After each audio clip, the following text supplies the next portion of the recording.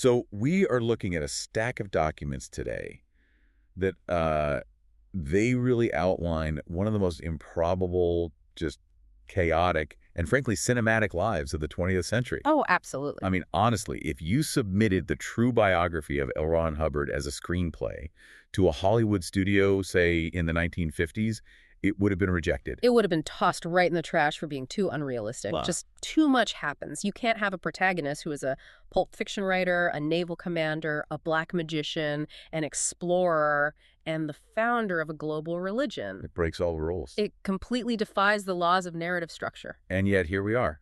We're looking at the life of L. Ron Hubbard. And I think for most people, he exists as this kind of caricature. He's the Xenu guy, or, the guy who jumped on the couch. Wait, no, that was his follower. Right, that was Tom Cruise. But Hubbard himself is this looming shadow.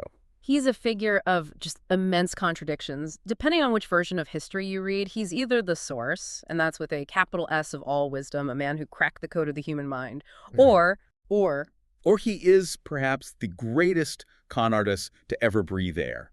But the mission today isn't to debate the theology of Scientology. We're not here to decide if Xenu is real. We're here to look at the man, the documented man. We've got military records, court transcripts, his own private journals, and the letters he wrote when he thought no one was looking. Exactly. We're trying to separate the hagiography, which is that polished, that saint-like biography the church presents, from the messy reality. Yeah. But I think the real hook here, the thing I really want to explore with you, is the central tension of his psychology. Which is what? How does a man who spent the 1930s writing stories about Superman and intergalactic federations and just impossible feats of survival, how does he manage to pull those fictions off the page and turn them into a reality that millions of people bought into? That's the key right there. He didn't just write science fiction. He engineered a way to live inside a science fiction novel. Precisely. And he dragged the rest of us, or at least his followers, into the plot with him. So let's start where every good superhero origin story starts.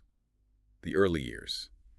And if you look at the official church materials, Hubbard was basically Indiana Jones from the moment he could walk. The myth-making started incredibly early. I mean, right from the beginning. Hubbard claimed that his grandfather, a man named Lafayette Waterbury, was a wealthy cattle baron in the American West. Got cattle baron. Yeah, he painted this picture of a frontier childhood breaking horses, riding the range, owning these massive tracts of land. A real John Wayne type of upbringing. And the reality. The reality was a bit more mundane. His grandfather was a veterinarian, a local small-town vet. He wasn't poor by any means, but he certainly wasn't a cattle baron. But you see what he's doing there, right? He's tapping into the zeitgeist. Oh, for sure. He's borrowing the cultural currency of the time. In the early 20th century, the West was the place of heroes. It was the American myth. He wanted to be a cowboy king. It's about building a persona. And this leads to the blood brother claim. This is one of those stories that gets repeated so often in the lore, it just becomes fact for his followers. Right. Hubbard claimed he was made a blood brother of the Blackfeet tribe. Which sounds very, noble and impressive. It does. He claimed he was honored by the tribe, that he was given their secret knowledge, the whole 9 yards. It fits that chosen one narrative he was building. But when historians looked into it, well, a couple of problems emerged. First of all, the Blackfeet tribe didn't practice blood brotherhood ceremonies. It just wasn't a thing they did. So the ritual he described, it didn't exist in their culture. Not in that way, no. And then there's the simple matter of geography. Hubbard lived over 100 miles away from the reservation. So unless he was commuting, 3 hours by horse every day to hang out, it's highly unlikely he had any significant deep contact. Why tell that specific lie? It seems so easily checkable. In the 1950s, maybe not so much. But more importantly, it establishes him as having access to ancient wisdom. If you want to sell a new religion later, you need to show that you are a bridge between the ancient world and the modern. I know the secrets of the indigenous elders. It's a credential. Okay, so he's got the Western hero credential, and then he tries to get the Eastern wisdom credential, too. He travels to Asia as a teenager. He does, yeah. And this part is true. His father was in the Navy and was posted to Guam. So young Ron hops on a transport ship. He visits Guam. He sees some Chinese ports. This actually happened. But in his retelling, this isn't a kid tagging along with his dad on a work trip. Not at all. In his later writings, he describes traveling deep into Manchuria, meeting holy men in the hills of China, learning the secrets of the mind from Buddhist monks. He frames it as his years in the wilderness, like Jesus or Buddha. I looked at the diaries from this trip. They are, let's just say they're underwhelming. That's putting it very politely. Yeah. They are the diaries of a bored, slightly xenophobic American teenager. Yeah, that's what I got from it. He complains about the heat. He complains about the smells. He complains about the locals. There is zero introspection. There are no aha moments about the human soul. It's just a kid who's bored in Guam. It's amazing to see the gap between the primary source, that diary, and the biography he wrote for himself later. He was rewriting his own history in real time. He was editing his life.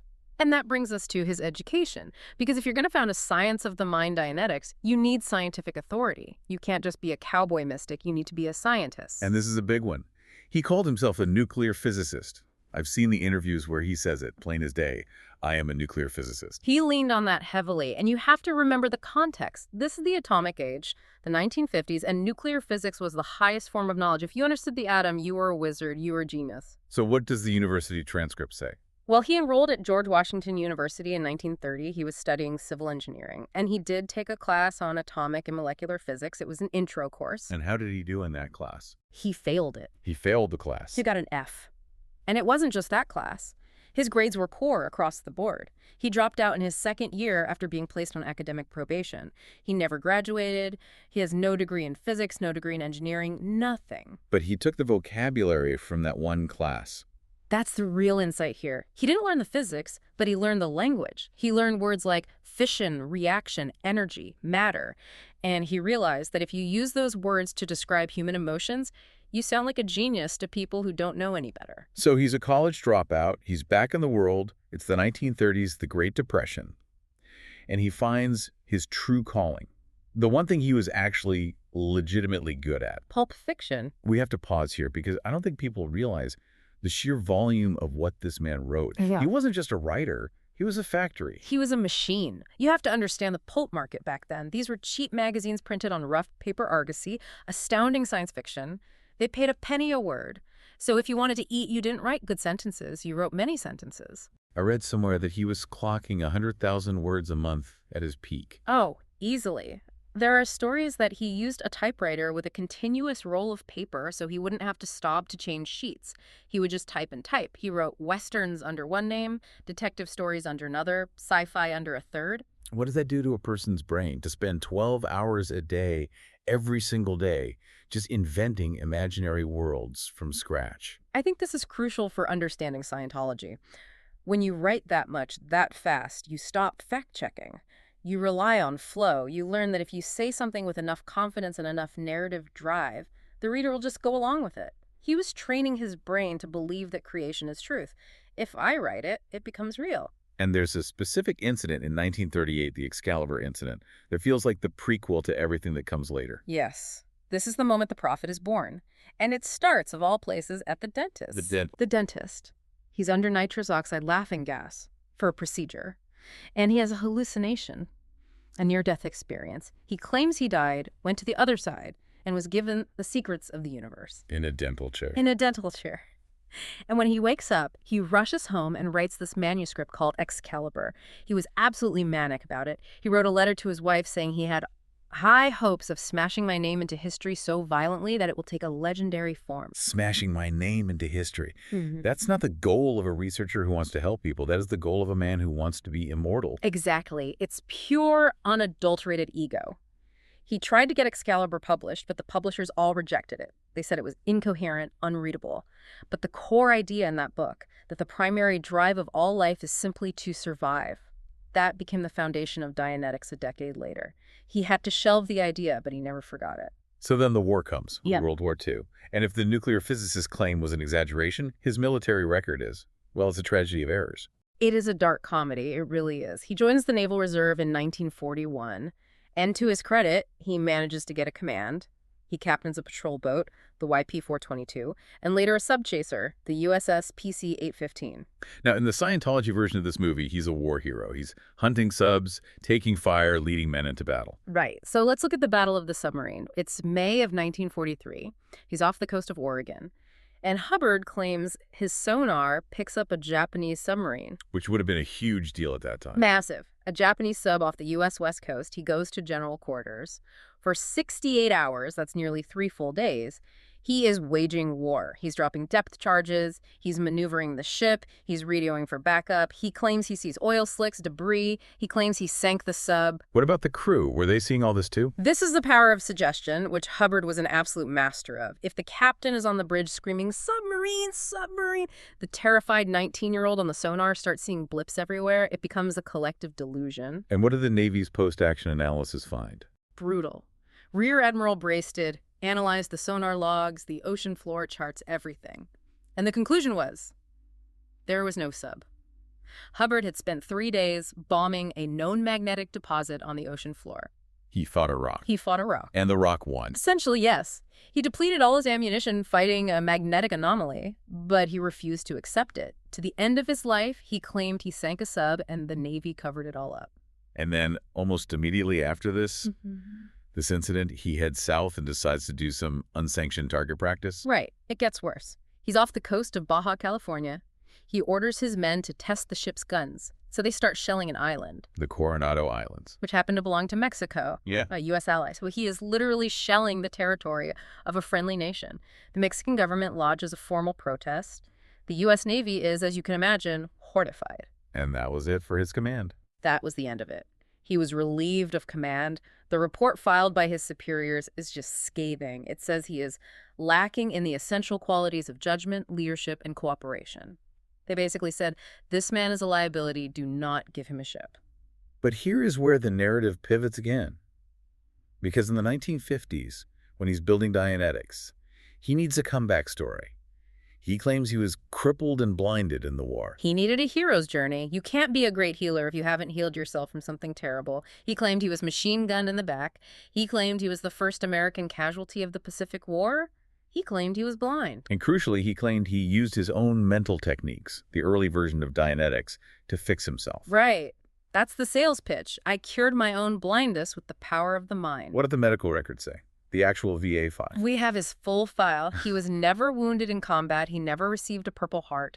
He was hospitalized for ulcers, malaria, and I am not making this up, active conjunctivitis. Pink eye. Pink eye and a sore stomach. So the war wounds that crippled and blinded him were ulcers and pink eye. Yes.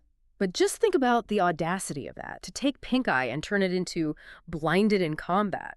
It requires a level of narcissism that is almost impressive. He wasn't just lying to get a pension, he was lying to build a mythology. And that mythology gets weirdly dark right after the war. We enter what's known as his occult period. And this is the part of the story that always surprises people. They know about the sci-fi stuff, but they don't know he was hanging out with rocket scientists and doing sex magic. It's one of the strangest crossovers in American history. Hubbard ends up in Pasadena, living in this big mansion owned by a man named Jack Parsons. And Jack Parsons isn't just some nobody. No, not at all. Parsons is a legitimate genius. He's one of the founders of the Jet Propulsion Laboratory, JPL. There is literally a crater on the dark side of the moon named after him. But Parsons had a secret life.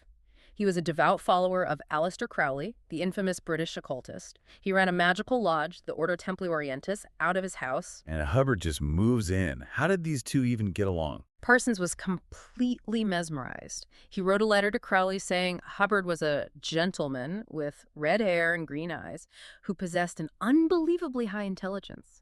He thought Hubbard was a natural magician. And they start performing these rituals together.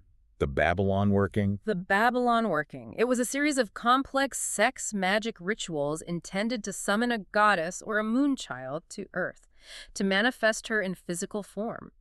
In these rituals, Parsons would be the magician and Hubbard acted as the scribe. The scribe, what does that mean? He would sit there and allegedly channel messages from the astral plane while Parsons did the more physical work of the ritual.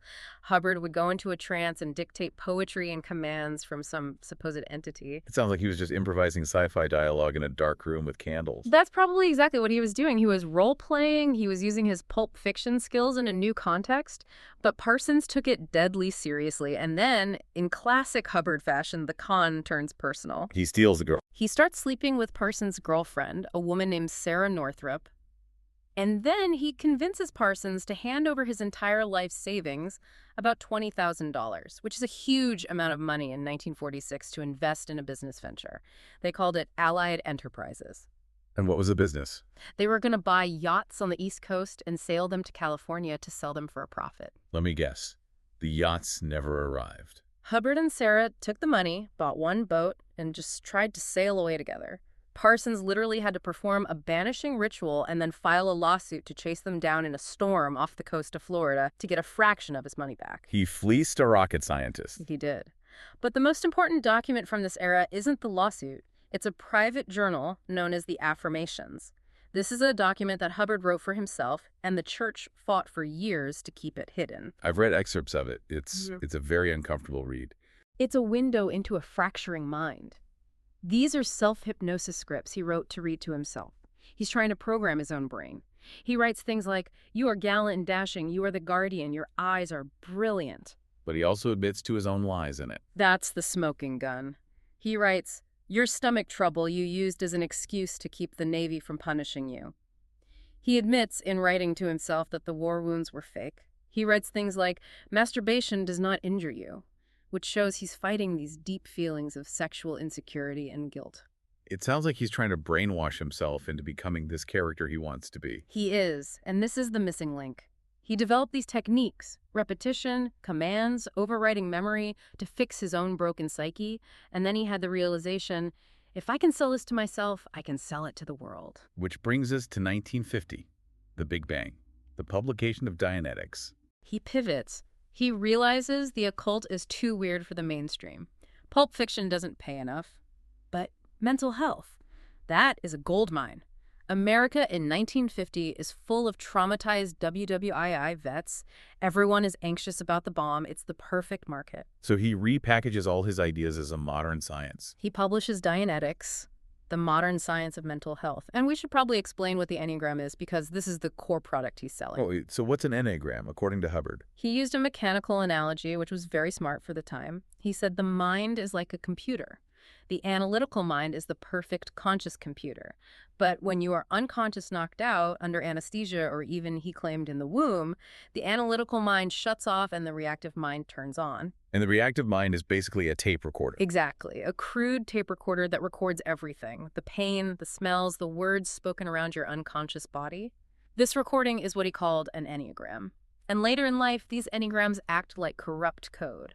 If someone uses a phrase that's in your Enneagram, your body replays the pain. So his example was, if a doctor says he's a hopeless case, while you're under anesthesia for a surgery, later in life, if your boss says the word hopeless, you might get depressed or even feel a pain in your side. Yes.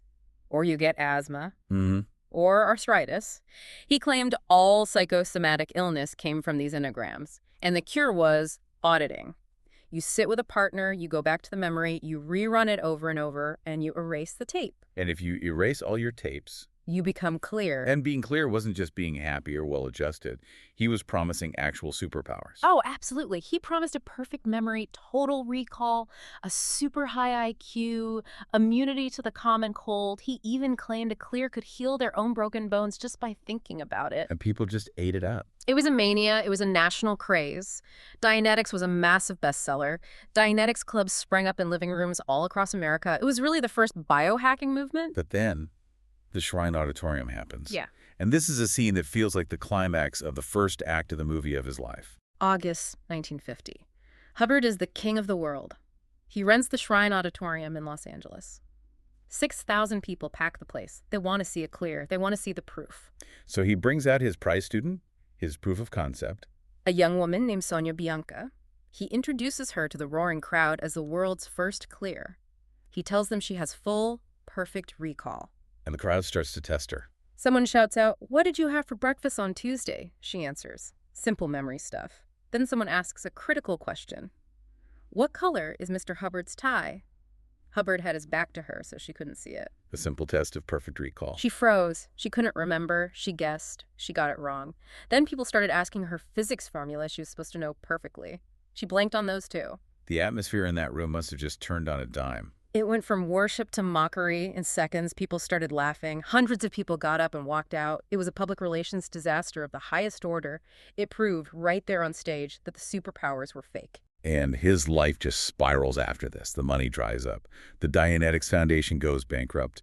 And his personal life, well, calling it messy is a massive understatement. This is the villain origin story moment. His wife, Sarah Northrop, wants to leave him. She's convinced he's gone insane. She threatens to have him committed to a psychiatric institution. So what does the mental health expert do in response to this? He kidnaps their infant daughter, Alexis. He flees to Havana, Cuba. He then calls Sarah and tells her that he has killed the child and cut her up into little pieces. That is just monstrous. He later claimed he was just testing her reaction. But imagine the sheer cruelty of that. While he's in Cuba, he's drinking heavily, and he's writing these paranoid letters to the FBI. And this is the ultimate irony. He writes to the FBI telling them that Sarah is a communist spy. He tries to use the Red Scare to destroy his wife so she can't have him committed. So he's cornered, he's broke, he's a laughingstock, his marriage is collapsing, most people would quit at this point. But Hubbard reinvents the entire game. 1952. He loses the rights to the name Dianetics in bankruptcy court. He literally can't teach Dianetics anymore. It's not his intellectual property. So he needs a new product. Fast. Enter Scientology. He shifts the entire focus. Dianetics was about the mind. Scientology, he decides, is about the soul. He invents the concept of the thetan. The immortal spirit. Right. He says, you aren't your body. You are a thetan who has lived for trillions of years. And by moving the whole thing into the spiritual realm, he does two brilliant things. First, he avoids medical regulation because now it's a religion. And second, he opens up the timeline to include past lives. A whole new universe of problems to sell cures for. An infinite number of problems. And this is where the E-meter comes in. This little box with the two tin cans you hold. The electropsychometer. It's just a simple galvanometer. It measures the electrical resistance of your skin, basically, how much your hands are sweating. It's a component of a modern polygraph, a lie detector. But Hubbard presented it as this piece of mystical high-tech equipment. It gave the auditors, the priests, a prop. It made it look scientific. Exactly. It creates the illusion of science. You hold the cans, the needle on the dial floats. The auditor asks, are you hiding something from your wife? You get a little nervous, your hands sweat microscopically, the needle jumps. Yeah. The meter sees your innermost thoughts. It is a lie detector test being used as a confessional booth. And once he unlocked past lives, the stories he told just went completely off the rails. This is the space opera era. He writes a book called Scientology, A History of Man, and he starts detailing all the traumatic events we've experienced in our past lives on the whole track. The clam. We have to talk about the clam incident. Chuckles. It's my favorite part. It is absolutely astounding. He claimed that in our evolutionary history, on our way to becoming human, we were all clams. And the trauma of being a clam, the sand, getting in the shell, the struggle to open and close the hinge, is still affecting us today. He really said this. He wrote it down. He said if you talk about clams to a person who is being audited, their jaw might start to hurt because the somatic memory of the clam hinge is being triggered. He also talked about the sloth period and being a Piltdown man, which was a known scientific hoax at the time. It was pure stream of consciousness improvisation. He was taking his rejected sci-fi plots and selling them as divine theology. And because he was the source, nobody could question him. If you questioned him, that was just proof that you had a reactive mind and you needed more auditing. It's a perfect closed loop. The only cure for doubt is to buy more of the product that's causing the doubt. Precisely. And the product got more and more expensive and the stories got grander and grander, which leads us to the ultimate story, the crown jewel of his space opera, the Xenu story, OT3. The Wall of Fire. This was released in 1967. Hubbard is now living at sea. We'll get to that in a minute. And he releases this secret upper-level material. He tells his followers that if they read this material before they are spiritually ready, they will die. Literally die. Yes.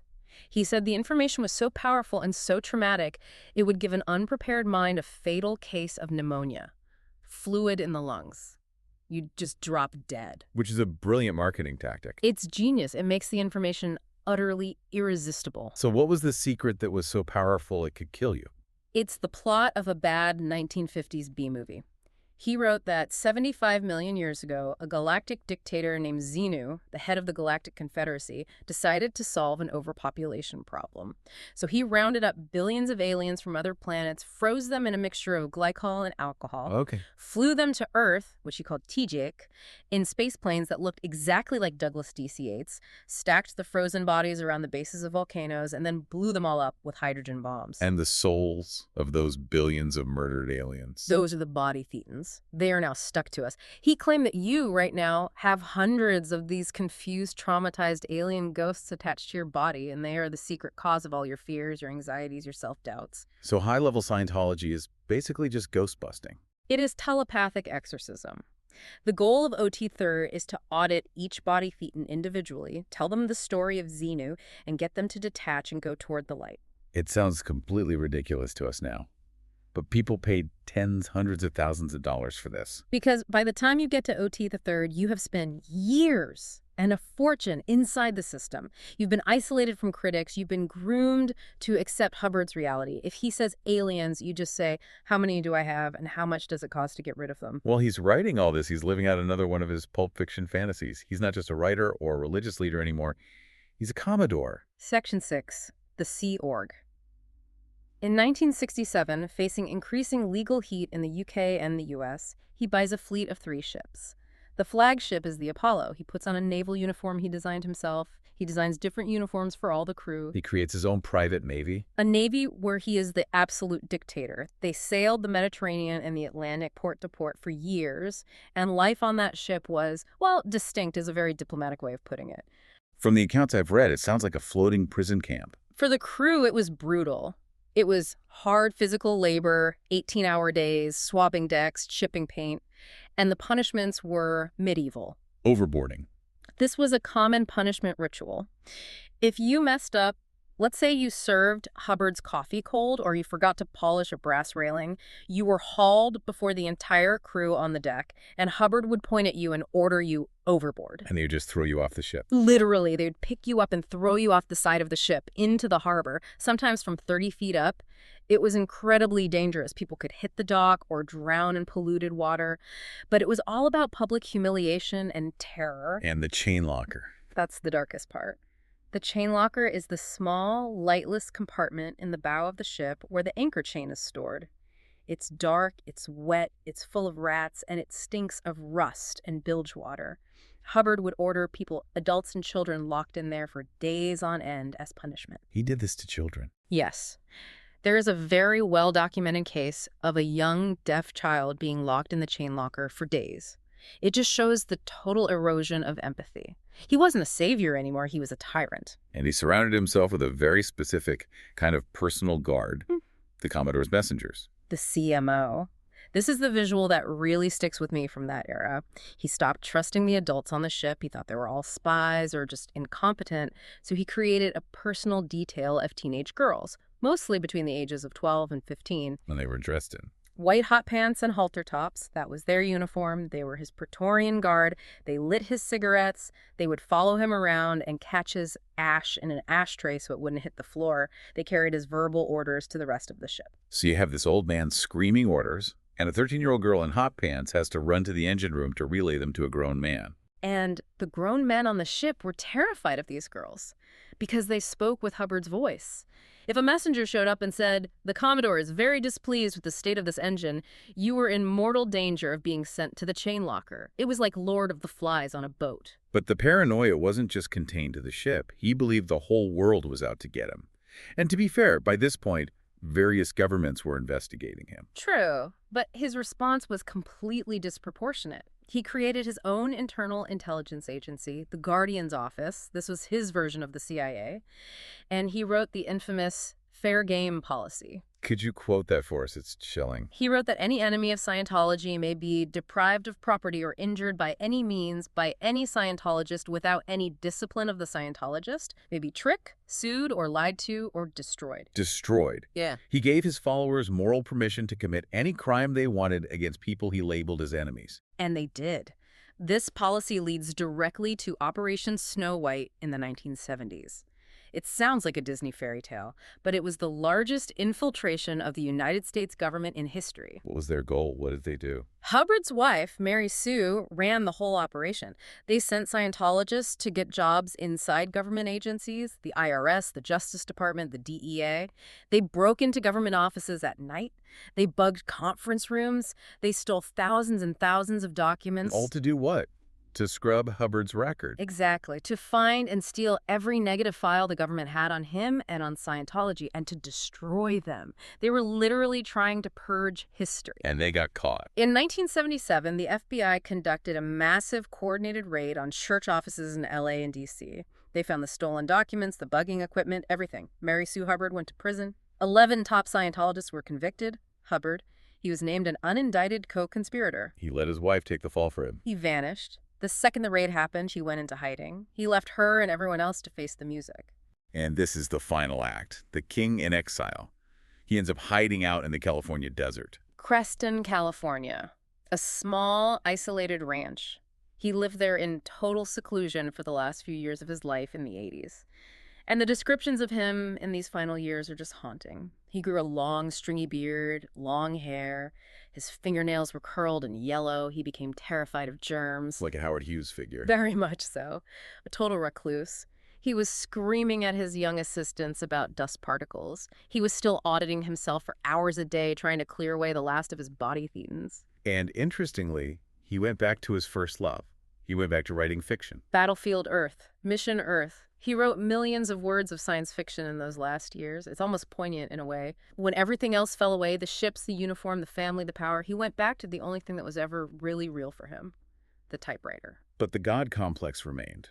There's the Antichrist story that comes out of this period. This is disputed by the church, of course, but there are strong sources, including his own son, Nibs, and a retracted upper-level document called OT8. The claim is that Hubbard came to believe he was the Antichrist. Not the devil in a satanic sense, but the actual figure prophesied in the Book of Revelation who was meant to end the current civilization and start the new one. He thought he was in a cosmic duel with Jesus Christ himself. He really, truly thought he was the main character of the entire universe. To the very end. And then, in January of 1986, he dies of a stroke. A very human, very mundane death. But the church couldn't admit that. They held this huge event for the followers and announced that Ron had dropped his body. Dropped his body. They said he had learned everything he could in this physical form and had chosen to move on to a higher plane of existence to continue his research. They spun his death into a final act of spiritual mastery. They turned a stroke into a voluntary ascension. And he left behind a vault, a time capsule. Trementina Base in New Mexico. They dug a massive tunnel deep into a mountain. They took all of Hubbard's writings, etched them onto stainless steel plates, put them in titanium capsules filled with inert gas, and buried them in this nuclear-proof vault. To survive the nuclear holocaust. Designed to last for thousands of years. He literally carved his words into the planet. So we look at this whole arc.